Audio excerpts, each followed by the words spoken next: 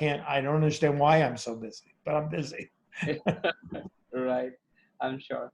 So Okay, you're sitting. so Yeah. can we start now? Yes. Or okay, it's 6:02 now. Okay, hi, good evening, everyone. Welcome all to the another My Story session from TiE Chandigarh. Today we have with us Mr. Michael Coles. To further run this session, we have our member, Mr. Harit Mohan, who will moderate the session and also help us out with putting up questions to Michael. So over to you, Harit. I won't take any time. I heard that his story is fantastic, uh, Yes. and there are some things that we have to know, and which you will share definitely. Absolutely. I think it's a privilege, Michael. In fact, to get in conversation with you today because when I started reading your book, I thought it will be just another book. But by the time I ended reading it, and I was sharing with my wife, probably I learned every third page a lesson which I would like to apply to my business. So I have some very intriguing questions for you. But then before I start off, here is a quick introduction, ladies and gentlemen. Michael was actually born in 1944, so he must be by calculation 76-year young entrepreneur. And then he has been a transformational leader. He accomplished a lot of projects in his career. He has been an education advocate and, of course, a very motivational speaker. At After a successful 19 years career in clothing business, Michael tested his entrepreneurial skills in 1977 when he founded the Great American Cookie Company, and it all started with that, perhaps, Michael, with just $8,000 in pocket with his partner. And soon after 6 weeks, he met a very fatal accident. And we are going to talk about that, Michael, for sure today. And his doctor suggested him that probably he will never walk again. From there to going via cycle, which he started as a recovery program, he did continental races across America. And it's a feat in itself. I think it has been also recorded in Guinness World Book of Record. And then Michael has been into community service since 1996, and he has been at the Democratic nominee for the House of Representatives in the 6th District of Georgia in 1998, and he also won the Democratic nomination for US Senate. And in 2003, very interestingly, he from cookie business he transited to a coffee business, and he went as an interim CEO first at Caribou Coffee, but then he completed 5 years as CEO there. Within this 5 year, from a very small setup, he made sure by September 2005 he made the company public with an IPO, and it was listed at Nasdaq in there. And then he has been at the founder of Charter Bank and several trusts. He was also appointed by Governor Roy Banners in 1999 to chair the Georgia Film, he has actually during the policies that he has passed, from a 170 million in 1999 that grew to about 1.5 billion by 2003, and the current economic impact of that is now calculated as to be 12 billion. So perhaps a lot of movies that we see, are due to his reign that he has taken care of. Due to all his great work, as I was talking to him right now, he's into a lot of philanthropic efforts right now, and his wife Donna has been with him all through his life, supported very strongly in all his endeavors.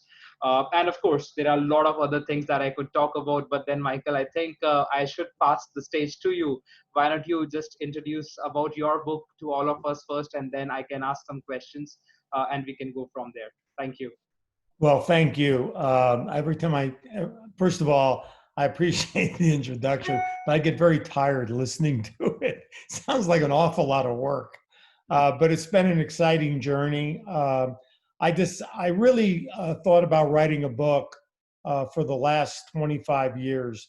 I've done a lot of public speaking, and I'll talk a little bit about the fact that I had a motorcycle accident right after we started the cookie company, and I was told by doctors I'd never walk again unaided.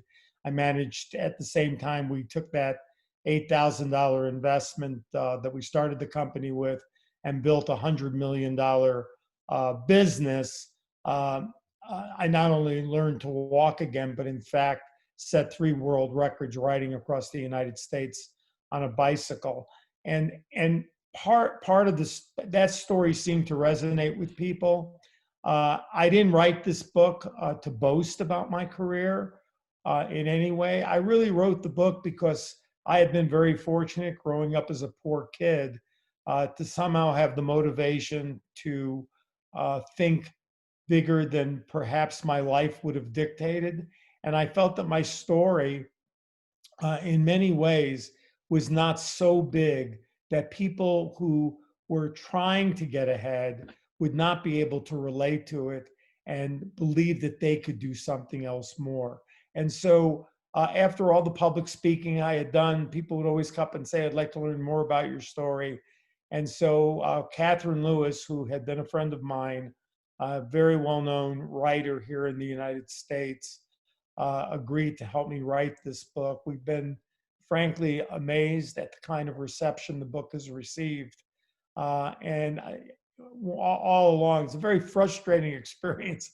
I can tell you, writing a book, especially writing a book that's very personal, and sometimes frustrating to the point where you felt like, well, maybe I shouldn't even do this.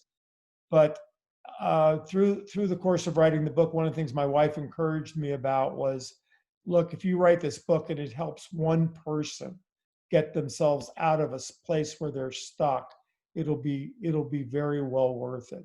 And so I've had great reviews on the internet, on Amazon and other places. I've had people write to me personally about the effect the book has had. And as I said, my life has been very blessed. I'm very fortunate to the kind of success that I've had, but it's not the kind of success, let's say, that Steve Jobs has had, or Bill Gates, or some of the people that I read a lot of those books, and you walk away maybe learning something from them, but I'm not sure that most people can identify personally with creating that kind of success. My success, I think, is more relatable, and maybe they get to what I've been able to do. Maybe they become the next Steve Jobs after that. But it's mostly about pulling people up, getting them to step out of their safe space, and doing more than they think they can. So that was the purpose of writing the book. Right. And I think you rightly pointed out, because I think when even I was reading through your book, I was feeling that, I was standing just next to you. So, I I was able to see you, walk with Irving, the way he was scolding you and things like that. So that was how well written it was. But then let's start, and I understand, and I completely agree with you. It can connect with a common person. It acts as a motivation for ground root entrepreneurs who would like to, work, would like to make big. And as you pointed out in your book, probably you never went to a good MBA college. You were never, hired as an intern with a Fortune 500 company. You started right from the ground and, made it so big. And I think this is a huge achievement. Well, I've been very fortunate in my life. I mean, I've had I had a very good mentor. Yeah. When I was 13 years old, a guy by the name of Irving Settler, Right. who hired me basically in the beginning at 13 as a stock boy, which is Right. pretty typical in those days. And over the course of the 6 years that I for from being a stock boy to managing the store at 16, and doing all of the buying for the store at 16. And Irving was a very tough guy. He was not Mr. Sweet, Yeah. but he was a father figure to me as well as a mentor, and taught me so much about business and life. And that's one of the reasons I continue today to try to mentor people as well, because I know here I am, many, many years after Irving hired me, and I'm still talking about him and the effect he had on my life. And that's why I encourage people, if you've made your mark, if you have the ability, find people to help and mentor to create that next generation of leadership and frankly, entrepreneurship. And, but, my life has not been, like this easy road. People always talk about, you have the golden touch. But that's because people only see the things that went right. My book is full of things that went wrong and the lessons that really were learned, more so from the things that went wrong than things that go right. Right. And and that's one of the reasons I wanted to write the book, is that if you're an entrepreneur, the road to success is not a straight road. And it's not a question of whether or not you're going to get knocked down. It's a question of how willing you are to continue to get back up. And the cookie company story is a great example of that. If you don't mind, I'll just tell that story now. Yes. So the cookie company, my partner and I invested $8,000. We had no experience in the food business. There were already 3 major cookie companies that were already out there. We found a mall in Atlanta that, where a mall manager finally took a chance on us. Why he did, as I look back at it now. But we had everything on the line, and our very first day of business, after putting 300 cookies in the oven to be baked, when the bell went off, we realized with all this great planning, we had forgotten to buy oven mitts and had no way to get the cookies out of the oven. Right. And we had people standing outside our store waiting to get these free cookies. And I'm making this a shorter story than it is. But at the end of the day, the cookies kept going around in this revolving oven. They eventually went from golden brown, beautiful looking cookies to eventually catching on fire on the trays. We were on a combined air conditioning system with our neighbor, Park Lane Hosiery. Smoke was pouring out of our store into their store. The fire department came. And Jeff Weil, who was the mall manager, there was a clause in the lease that would have allowed him that morning to break the lease. We had signed a 10-year lease, personally guaranteed it. We were on the hook for $250,000. We had borrowed $25,000 from a bank. Again, a personal guarantee where they had locked up all of our assets. And on that very first day, we could have been put out of business. And frankly, we would have lost everything.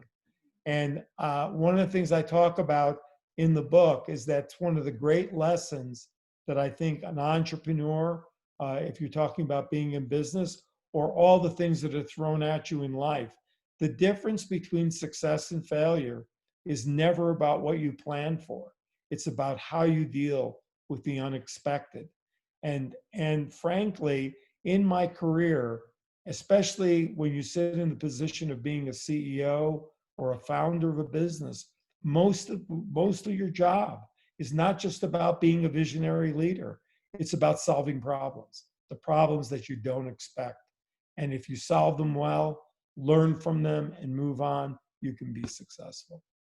Absolutely. And there was one funny incident I'll pick from there, Michael. The first day of your store at Perimeter, and all the cookies got burned, fire brigade came in, and it helped. And I remember you wrote that probably that helped you in viral marketing. So you converted a very devastating problem into a viral marketing thing, because you said that if there is a car accident, more people come and see by that what bad has happened. It was free marketing for you.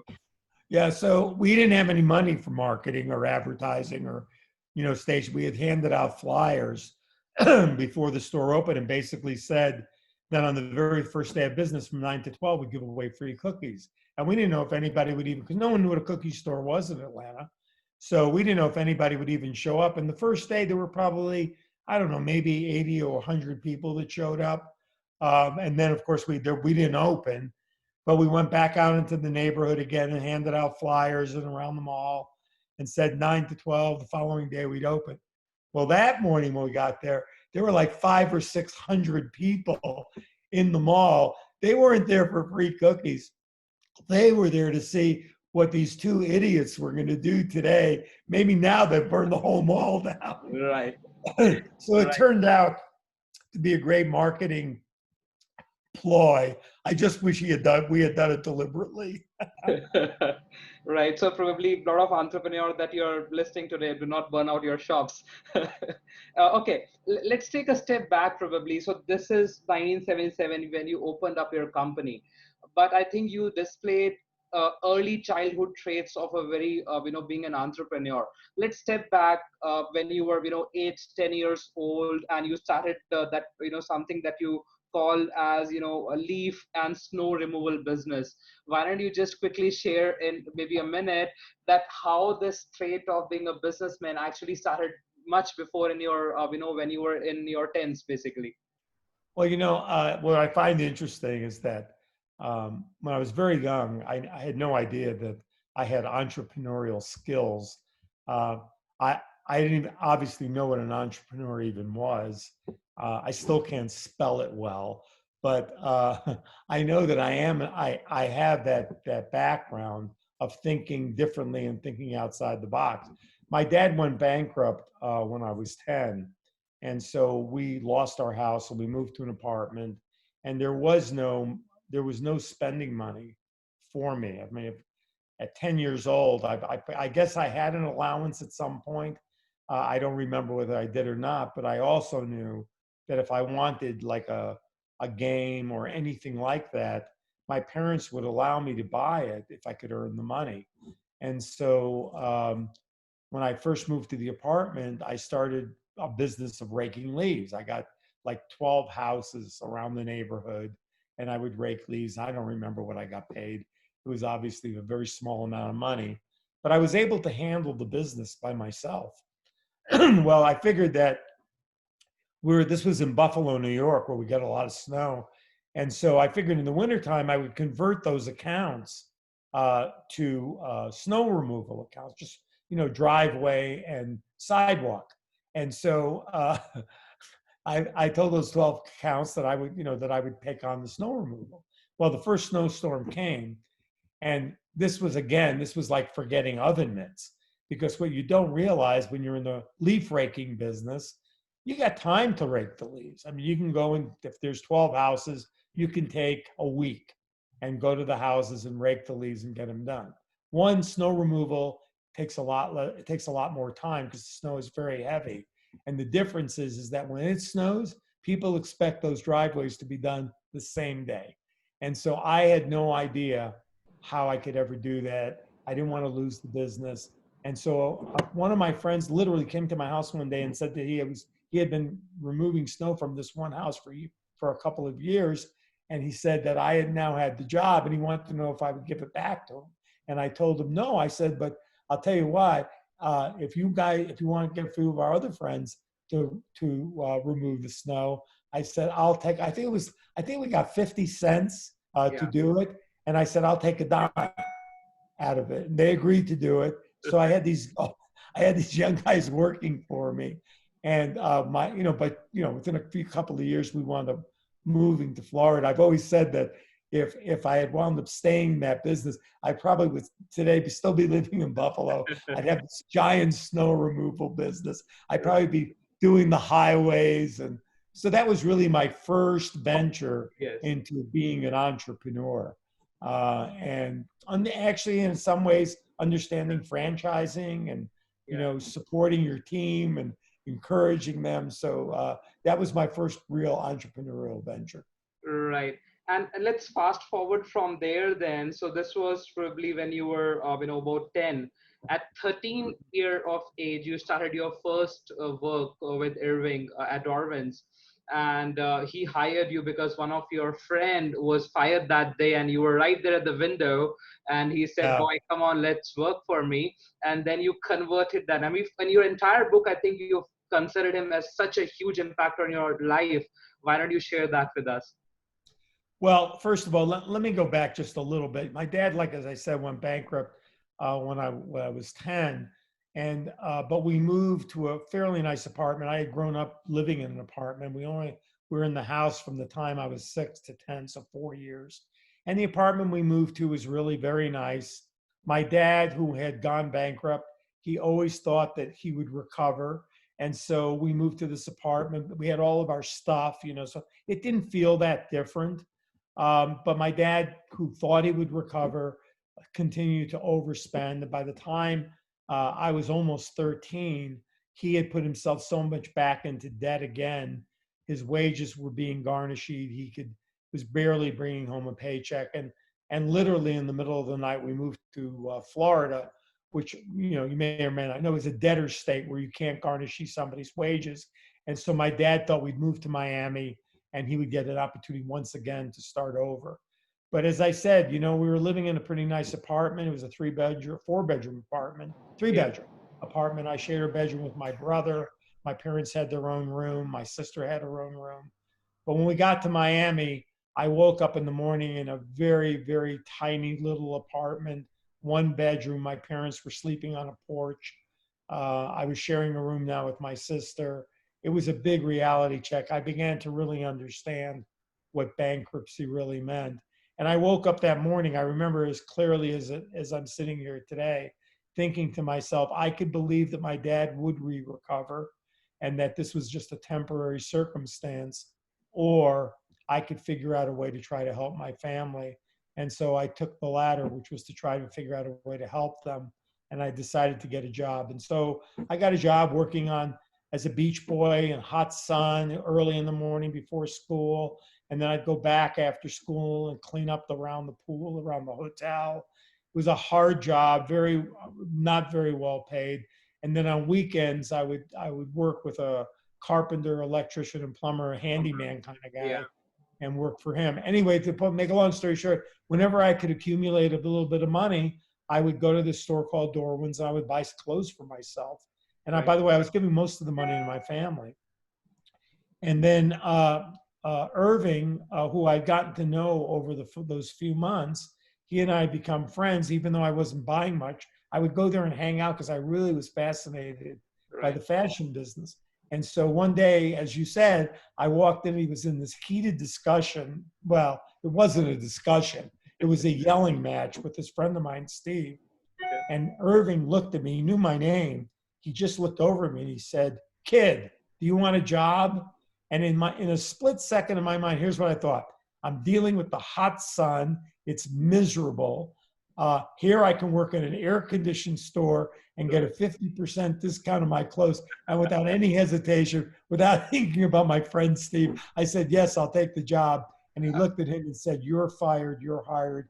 And I started that day. And that day wound up 6 years in that working for him. I mean, he virtually saved my life. I mean, he was the first person outside of my family that made me feel that I possibly had some type of future and could create a life for myself. Right. And this was just 13 years old, probably when I was 13, the only big question that I was solving was that, Undertaker is a dead man walking in a wrestling match, or probably, thunder happens when I don't finish my food on my plate. So, and you were actually doing good sales at that time. So, and then, for working for about 6-7 years there, you went to join, another store by the name of Mr. Junior, and Eddie, who was the owner of probably the store or the brand, was a friend of Irwin. You went there, become, top salesman. But there was one thing, you always lied about your age. Do you think, being too young has always come in front of your talent that it was there? Yeah, so it's, first of all, I looked very young. So I still think I probably look pretty young for the fact that I'm 76. But when I was 21, I literally looked like I was 12 or 13. I looked very, very young. And so when I went to work for Eddie, when I came to Chicago, I was just had turned 20. And I told him I was like 22, I think. And I did that because I knew that he was selling very expensive clothing. And he didn't think that anyone would buy anything from somebody that young. And that's why he didn't want to hire me. He said I was too young. People wouldn't take me seriously. And so that's when I told him, I said, "Well, how about this? How about if I go to work for you for a month and you don't have to pay me anything? Irving has already told you that I'm honest, so you don't have to worry about me stealing. And I'll go to work for you for a month. And at the end of the month, if you won't pay me, I think it was $600, $150 a week. if you don't want to pay me $600, you don't have to pay me anything and you don't have to hire me. And he Right. said, I don't pay my managers $150. Well, I said, this is a good deal for you. I'll work for a month for free and you don't have to pay anything. And at the end of the first week, I had made the biggest sale in the store's history. He immediately hired me, paid me my $150 a week. And he turned out to be a good friend and someone that I really enjoyed working for not a very long period of time, maybe 8 or 9 months. Right. And your exit, from say HIS happened because you were even more ambitious. You wanted to handle the entire Michigan, but they said no. Probably you're too young once again to do it. And you said if you do not give me the store, I would leave it. And you joined Mail Not the Slacks and store, it was a territory. A Oh, okay. territory. It was the Yeah, territory. the Michigan. Yeah, what had happened was after Mr. Junior, I was planning to go to college Yeah. in January of that year, and I got offered an opportunity to go to work for this company, HIS, and I wasn't going to do it, but the guy who had recommended me to do it, excuse me, it's a little early here in the States. Sure. Anyway, the guy who had gotten me the opportunity was a guy named Lenny Rosenheim. And he said, look, he said, why don't you try this for a year? And if you don't like it, you can always go to college. And so I agreed to do it. And after about, I don't know, 7 or 8 months, I was offered my own territory. I moved to Michigan. I had Western Michigan. There were 2 salesmen in the state. It was the worst territory in the United States. In 2 years' time, I took it from the worst to third best territory in the country. I won a big sales contest. And it coincidentally, in that same year, the guy who had Detroit, who was doing less business than I was, and this is Detroit during the heyday of Detroit. I mean, this is not like the Detroit today that's on a comeback. This was the heyday of Detroit. And he was doing less business than I was. But he had opened a big account and they were giving him the one account. And they were going to hire somebody for Detroit. And I basically called my boss, Bob Lures, and I said, look, you don't need to interview anybody. Right. I'll take the whole state. I'll hire someone to take my place in Western Michigan. And I'll take an override. And he just laughed. And he was again, kid, you're too young. You're not ready to come into the big city. No one's going to take you serious. You know, you're fine out there in Western Michigan, like out in the country.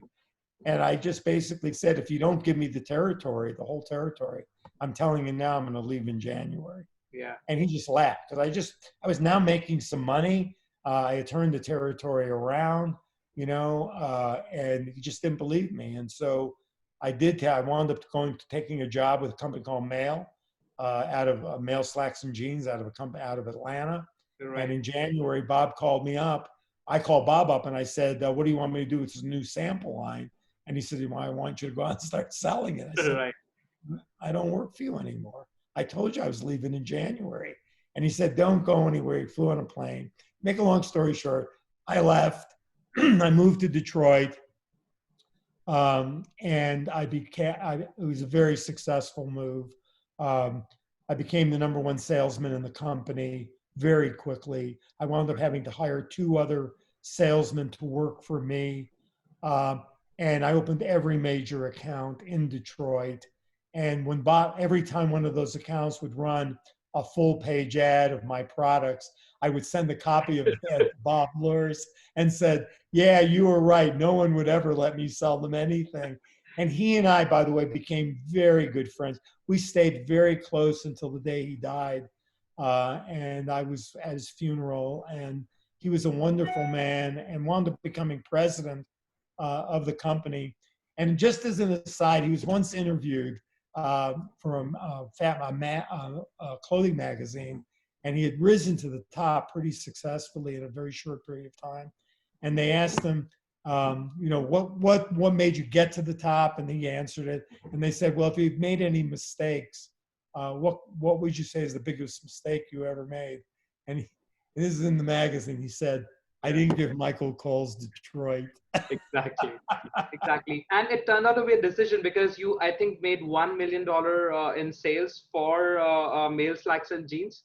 In a 6-month period of time, yeah. I $1 wound million up doing, in sales. yeah, and the highest price item we were selling at the time was $5.50. Wow. So we put All $1 right. million behind that. We wound up that year doing $2.5 million. And you were just 24 at that time, right? I was just 24. Yeah. And $1 million in sale. Wow. Well, I was making 7% commission. So you can do Commission the as math. well. Yeah. Yeah, it was. I was making a lot of A money. lot of money by 24. So so here is this. So you've done more about 15 years in clothing business.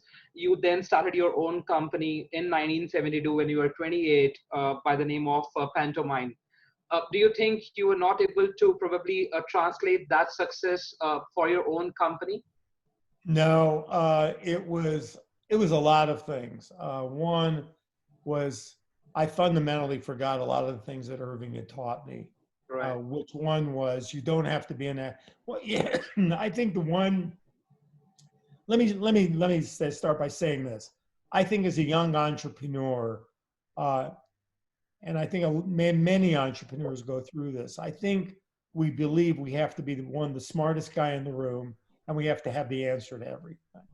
And I had to learn through hard knocks that that's just not the way it is. The truth is, it's more about leadership. It's about vision and all of those other things. And the smartest thing an entrepreneur can do is to surround themselves with people who are really smart in their particular areas of expertise. And you Right. can learn from each other. And Right. you don't have to have all the answers. When I was at Pantomime, I was a really good marketer. I was a very good buyer. I understood what customers wanted. I had all of that under control. I was a very good operator. I understood how to operate stores. I understood how to hire people. But the area of the business that I frankly did not have a lot of skill at was the financial end of the business. Right. And today it still rings in my ear over that incident where Irving could have been whispering in my ear saying, you don't have to know everything about the financial end of the business. You don't have to be an accountant. You don't have to have an MBA, but you need to at least understand what's going on. And I just avoided it. And so by the time I realized that we were in trouble financially, it was too late. And Right. the company eventually went bankrupt.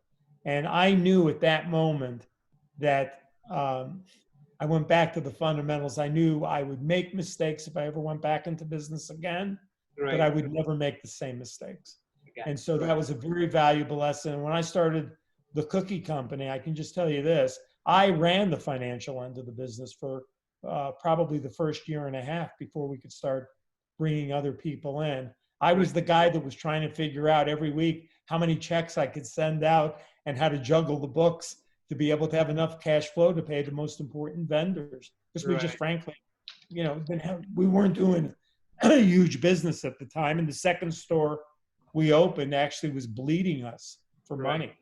Right. So,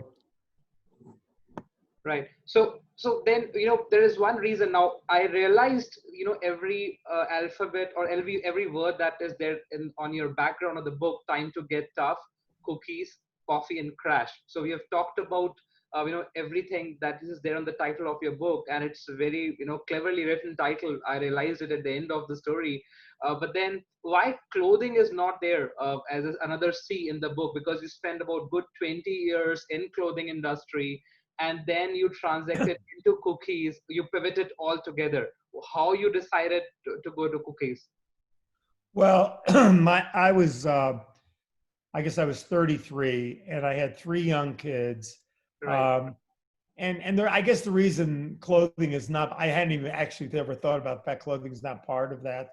But I think it was primarily because the real lessons of my life began between my motorcycle accident and starting the cookie company and all that. So the business, the clothing industry was moving overseas. I had 3 young kids. I was already traveling a lot, 3 or 4 days a week. but I knew with the industry moving to Asia that I was going to have to be gone 3 or 4 weeks a month. And I Right. just didn't want to miss my kids growing up.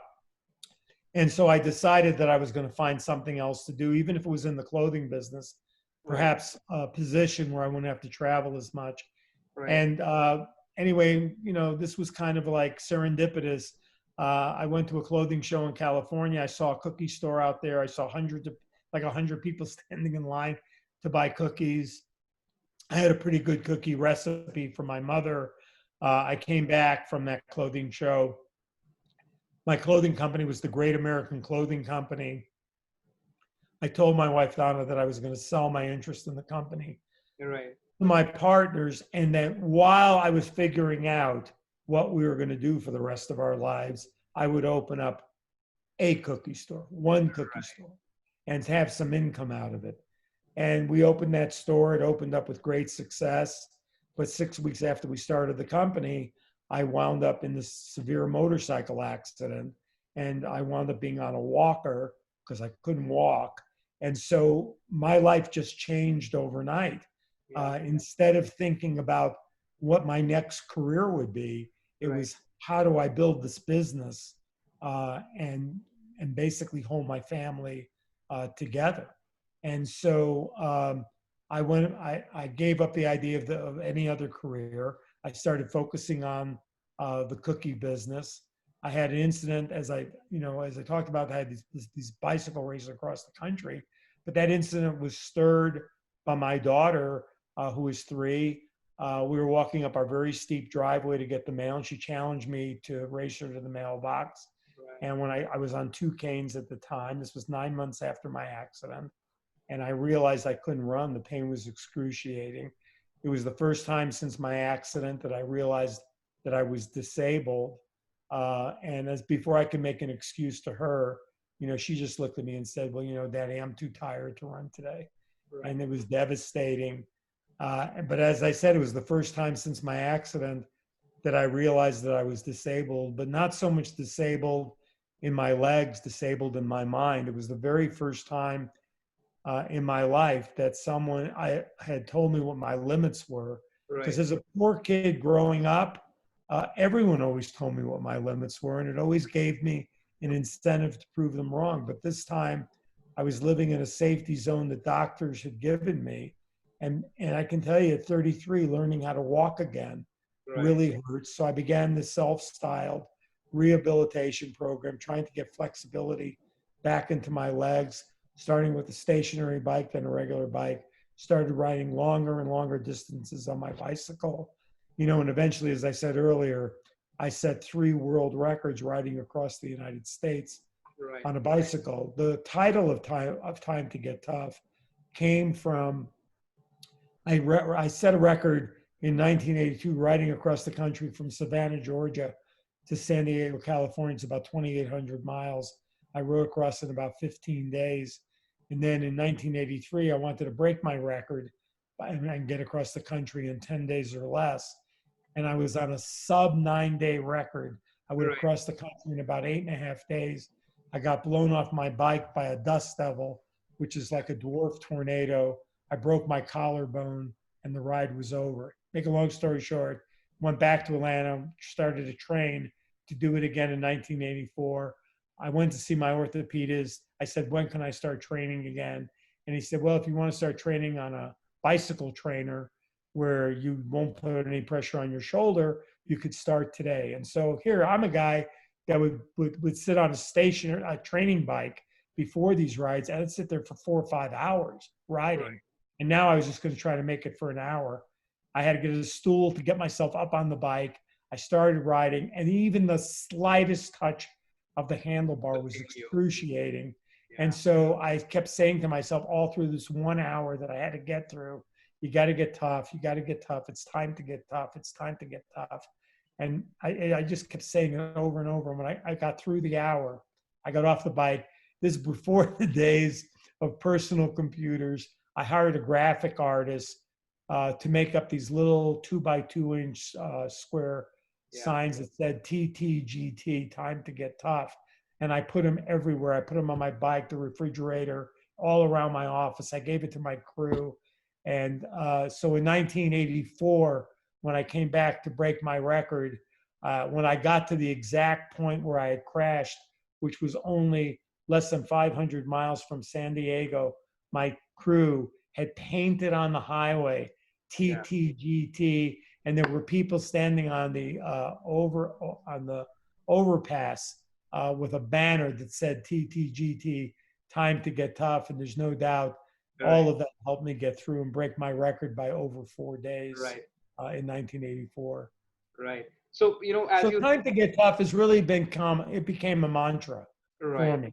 Absolutely. And just to give our audience a context, what, Michael was telling, the accident that happened on I-75 was just 6 weeks after the company started, the cookie company started. And he, as he's quoted in his book, his left leg was dislocated, his nose was almost out from his face, and he started cycling just to recover, as an exercise. But then he heard something on TV, and he said that if I can do cycling from there to actually, doing US thrice in 82, 83, and 84, from say Georgia to San Diego, that's from East Coast to Pacific Coast in US.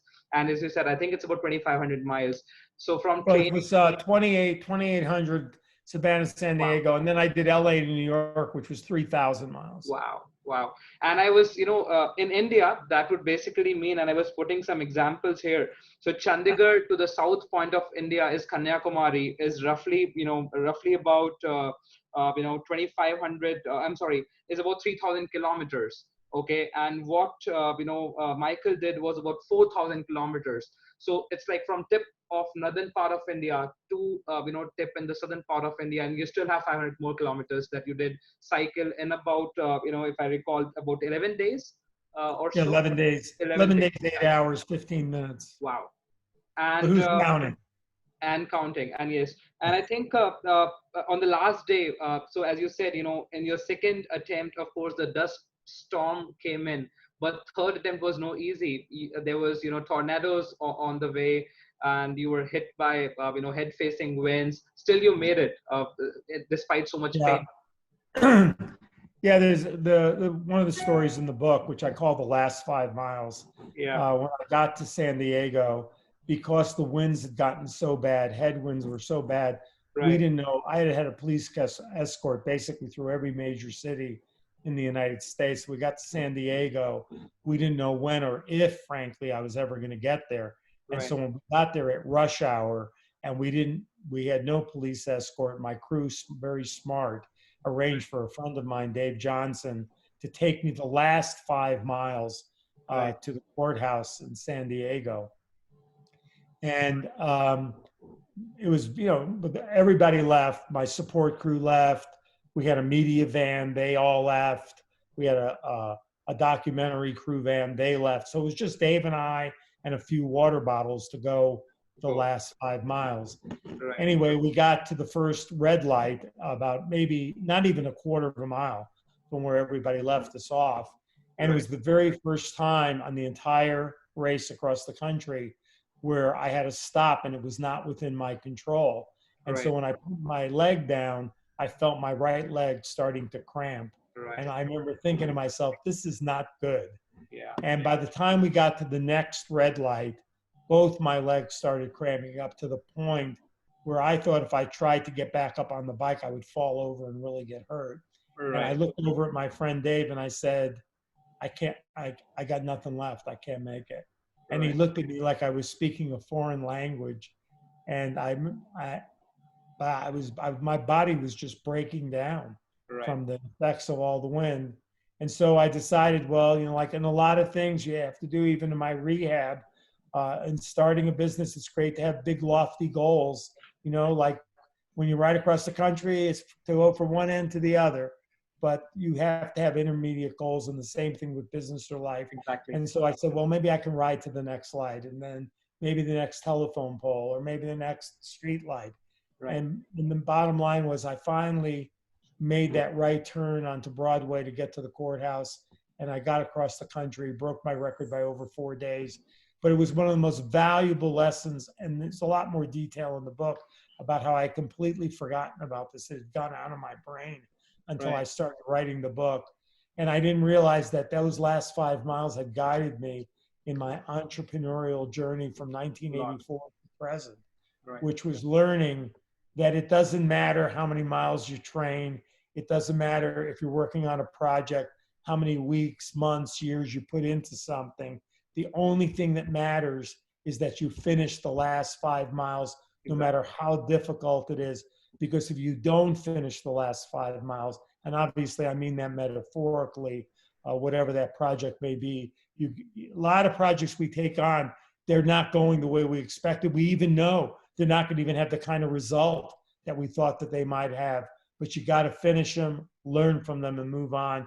Because if you don't finish the last 5 miles, you will not be prepared for the next 5 miles. Wow, perfect. So I think we should now open the house to the to the questions, and we already have on chat. I think it's a really good story, and I'm sure a lot of us would like to learn from this. So Devenderji, so we have questions from Mr. Vikas Chauhan. Mr. Vikas, would you like to unmute if you're there, and would you like to ask it, or should I just read it out for everyone?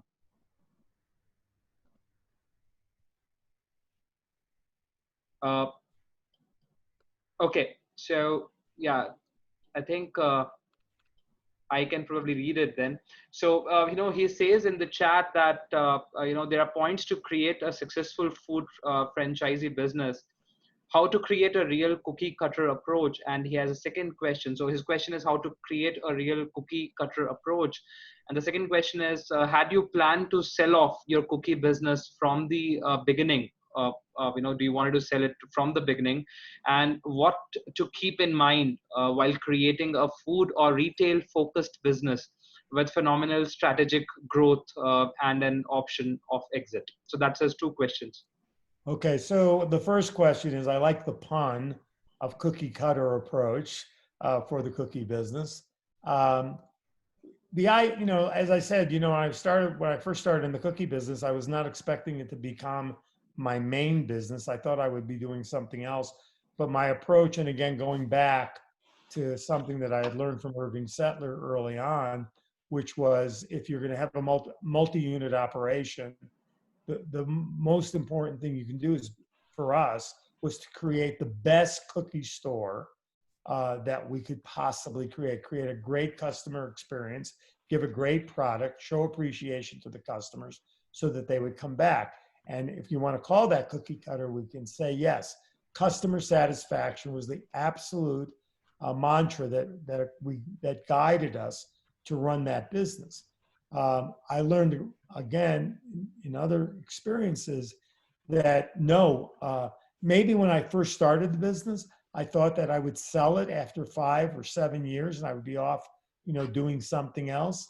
But after I had my accident, and especially after I got my health back and was able to ride across the country in 1984, I really didn't want to sell the business at all. I wanted to be able to take it to that next level. And what I learned along the way, even before 1984, was this. If you start a business and your main focus is to sell it, you're probably going to fail, because you're going to make decisions that are all about what somebody wants to buy, as opposed to how to build your business. So here's my advice. My advice is build a great company. Do all the things that you need to do to have that company be as good as it possibly can be, and somebody will come along and want it. That would be my advice. Perfect. And as we start getting more questions, so I wanted to ask that, from cookies then you went to coffee. That's the next C on your book title. You joined Caribou Coffee. Starbucks was, of course, a very big competitor. There were thousands of stores that they had. You had about 100, 200 stores.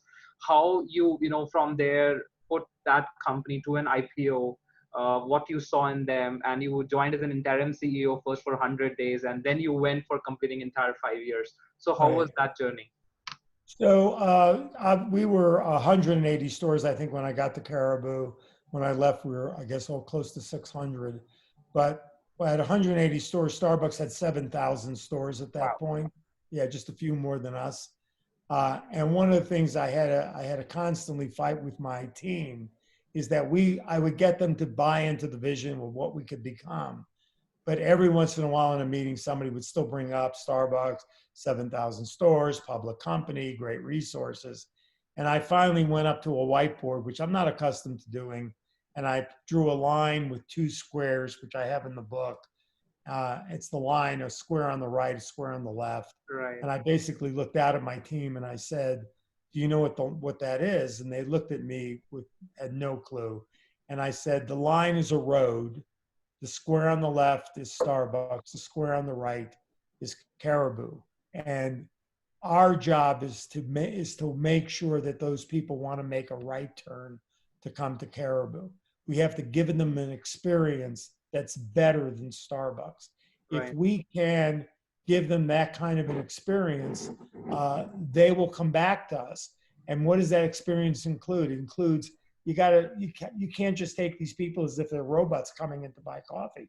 You have to try to learn their name. You have to try to learn things about them, just like any salesperson would try to do, is to develop a relationship.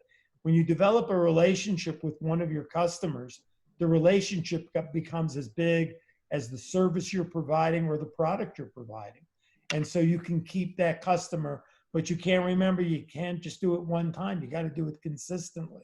And so at Caribou, that became the most important part of how we turned that company around, was creating this incredible service platform that allowed the company to go from negative same-store sales to double-digit positive same-store sales and be able to take the company public in just a little over a year after I got there.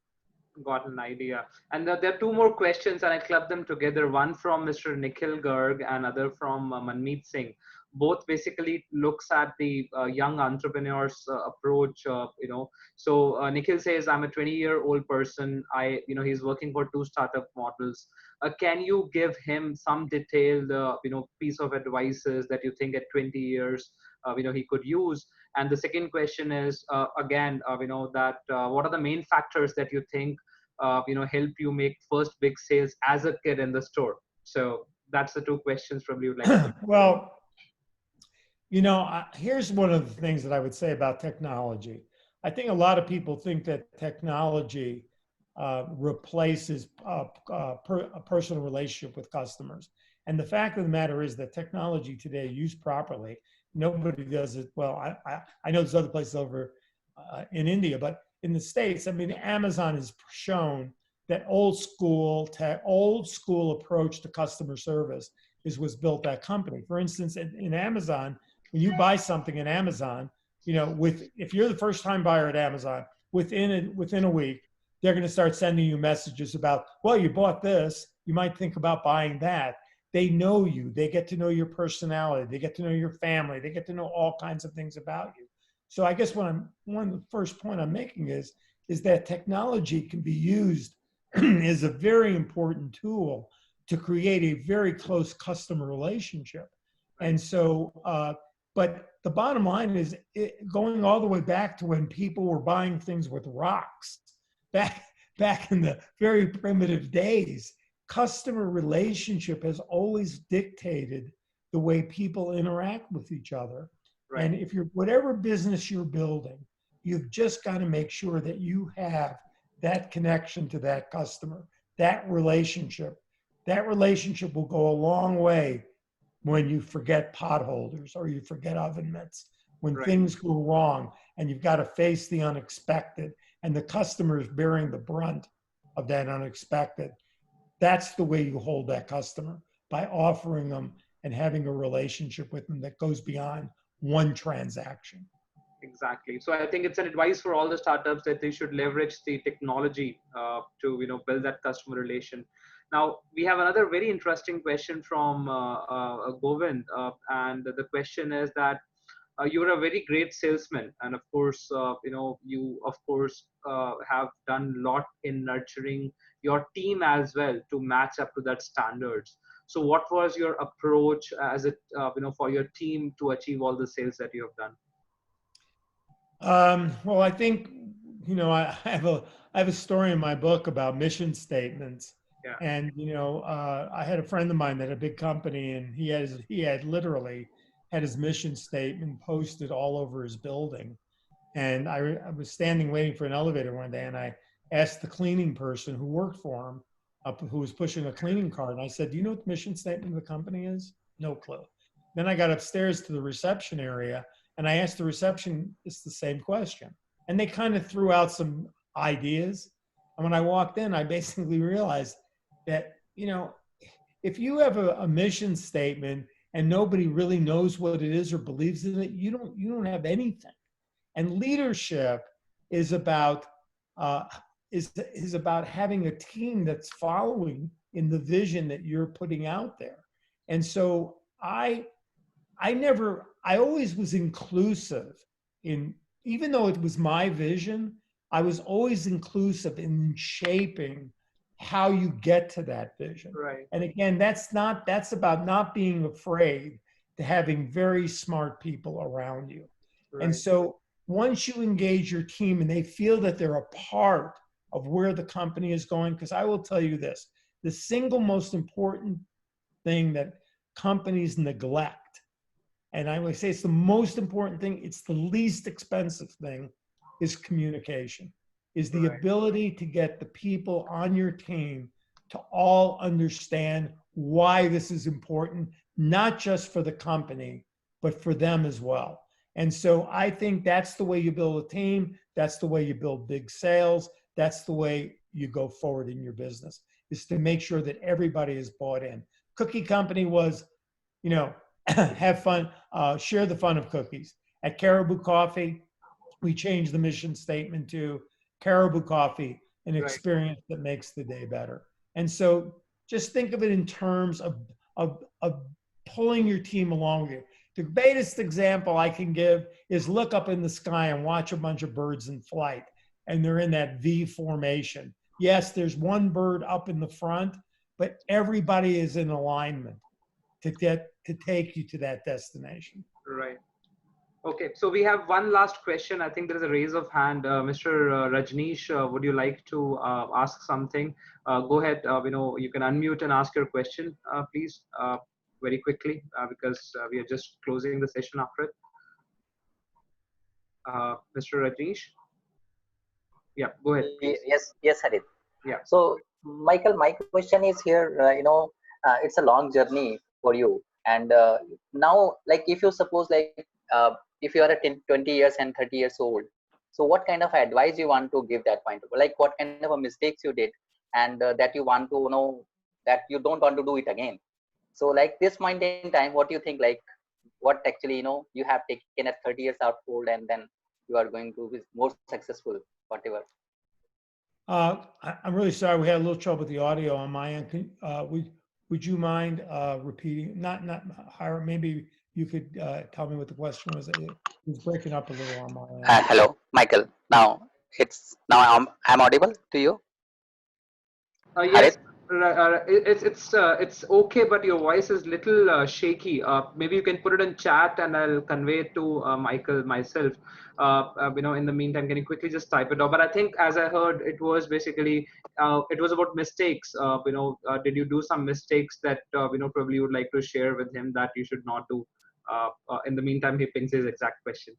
Well, I mean, the obviously one of the big ones was forgetting oven mitts and figuring out how to go forward from that. But there in the United States, there was a tremendous amateur golfer whose name was Bobby Jones, who won every tournament basically to become the greatest amateur golfer.